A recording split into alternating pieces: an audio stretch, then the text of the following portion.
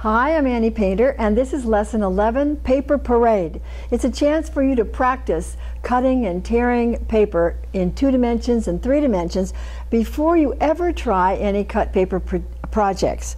In fact, all my students, once we do a cut paper project, if we have done a paper parade and practice cutting and tearing and making nothing we could name, just making interesting sorts of things out of paper, they have all sorts of ideas for their mask.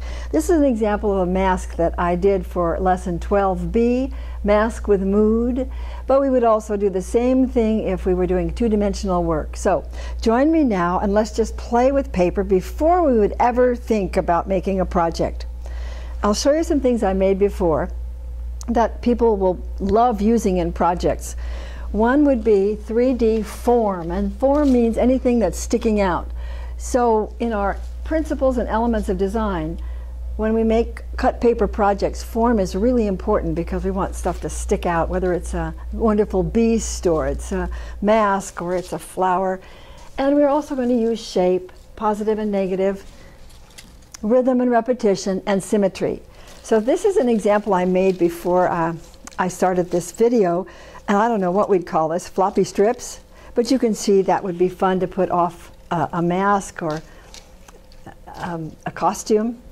This also is another variation of strips, some of which have been folded, some of which have been curled. Form. This is another sort of form, and it's just basically a cone, but it's just made by cutting a freehand circle with a strip, folding it back together and gluing it that way. So what could it be? It could be any number of things, from ears to noses to eyes. Who knows what you could make that into? So that would be form because it's 3D. This is another one, a pop-up, and you can see I folded it basically just in a fan fold and then cut a shape out here so that when we took the shape out, it popped up. And that would be quite a wonderful decoration for something. Form.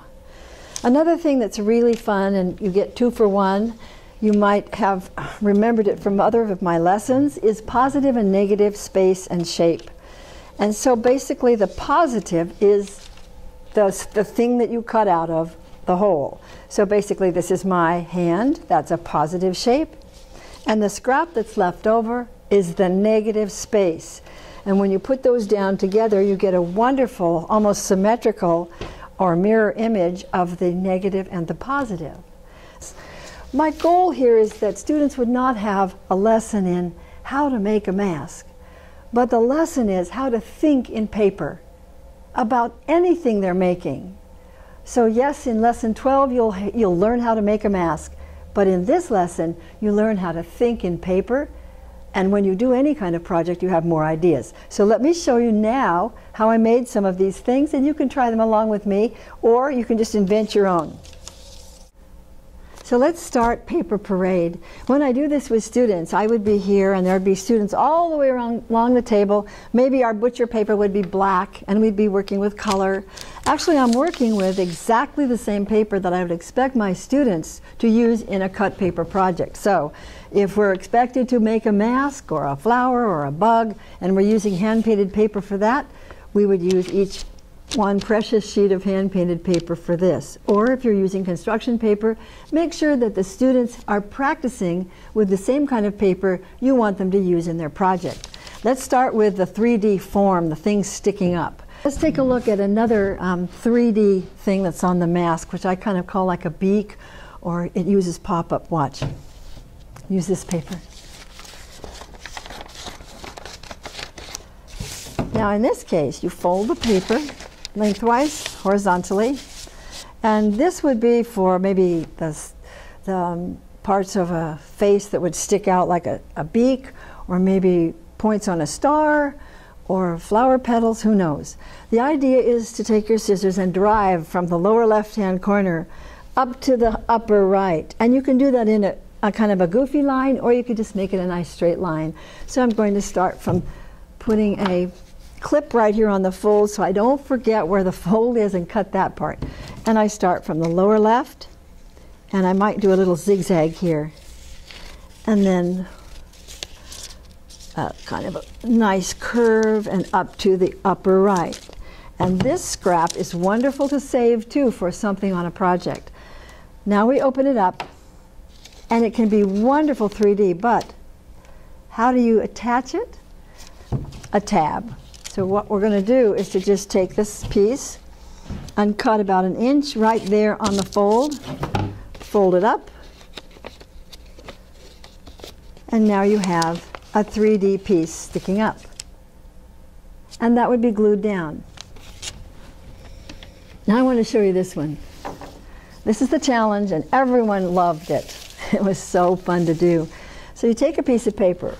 How do you think you could make one continuous line out of this? Most of my students remembered the spiral or the square.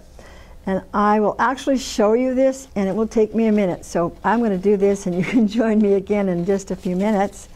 And I should have a really long piece of magenta. Okay, see, I'm almost at the end of that piece, and I'm eager to see how long it is.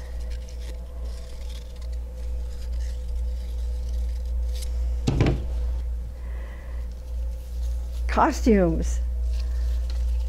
What could it be? So I'm guessing that's a good 20 feet out of one little piece of paper about 7 inches square. So there we are, huge long strip out of one piece of paper. Now I want to show you how to do the streamers. Let me get that sample for you right here. These floppy streamers, those are excellent on masks or costumes. They're wonderful on any kind of creature or creation.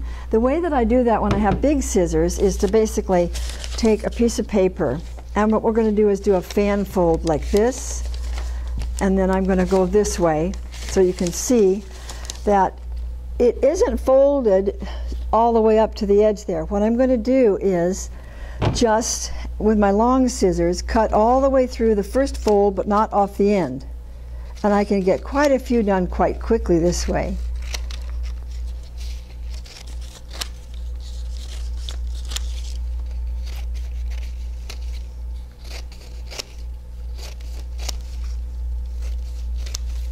I'm going to turn it around so you can see what's happening on this side. Off the end, and off the end. And there we have this. And from there, then, you can elaborate or decorate or leave it just like that. You can fold it together again like this. And what could it be? Where could it go? What could it be? If you want to curl some of these, here's how I do that. And in the classroom, please do not open your scissors like this and use the sharp edge. Do not do it even if you're using little tiny scissors like this. Keep your scissors closed, or even use these, a crayon or a pencil, and roll these around. But if you are using a scissor to curl, let's see if I can show you how. What I do is take the streamer, hold it tightly, firmly with your thumb, don't move the hand, and just carefully pull the scissor up away from your thumb, and it should curl. We got a good curl there. That was a good one. You will have a few mistakes and accidents, and you'll lose a few streamers, but that's okay. It just takes some practice. Whoops, I lost one, no problem. If you pull too tightly, it will break. We'll do one more.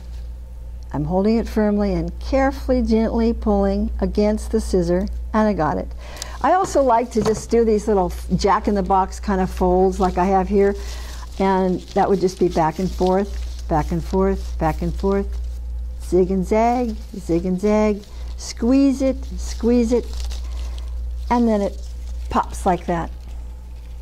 And on this one I put little stars on it, so it was really kind of a fancy thing for a decoration. So that would be our floppy streamers. Okay? I know you're going to want to use the symmetry. I think that's so fun. So I'm going to pick 3 colors I love together. How about, that's nice. And the first thing we're going to do is simply to fold this in half. I'm going to put this on the fold so you don't forget and cut on the fold.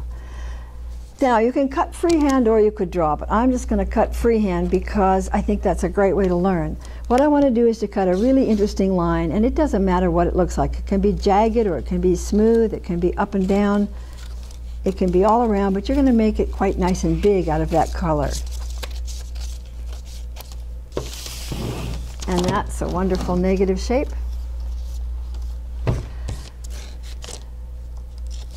Symmetry, the same on both sides. Now, watch carefully. Color number 2.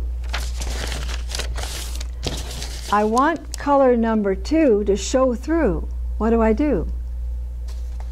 How do I make color number 2, the lavender, show through this? If you're thinking cut a hole, you are right. So I'm just going to take another chunk out of the middle here and see if that will accomplish it. And I have a wonderful shape here I could use somewhere. And I'm going to stick this on color number 2. Look. Nice, huh? Look at this. Now we're going to do this again so we don't forget. And we do exactly the same thing again with maybe a different kind of a line. Nice line out here, kind of fluffy one, maybe like flower. And this is how the students, I think it was a 4th grade, I was recently working at, that was doing the sea anemones, and found that this was a fabulous way to make the great big round beautiful sea anemone like this, and then put these wonderful things on top, and then do the oral arm down. Very beautiful.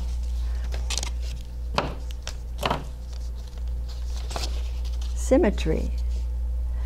Okay, I want to have color number 2, I want to have color number 3, this one, show through number 2. You're right. We would cut a little bit of the lavender out, and I'll bet we'll get number 3 showing through. Again, we're going to go around here, and I want it to be very dramatic now.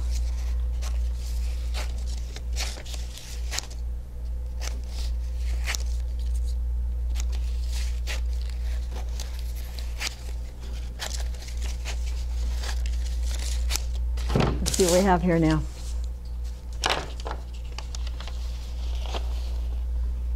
Isn't that beautiful? So that would be symmetry, making it the same on both sides, and in this case decorating it with layers. Symmetry. This one is easy for you to understand and figure out. Basically all you're doing is cutting a circle, and that I showed you could be an eye, it could be polka dots on something, it could be the center of a flower, it could be petals. What could it be? What else could it be? Cut a shape like that, cut it just like you were cutting part of a pizza, and pull it together and glue it. And I always use these clothespins because they will hold the glue and let it dry really quickly. You could actually use these if you use the color this direction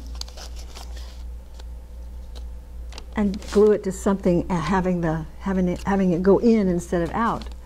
So that would be a cone.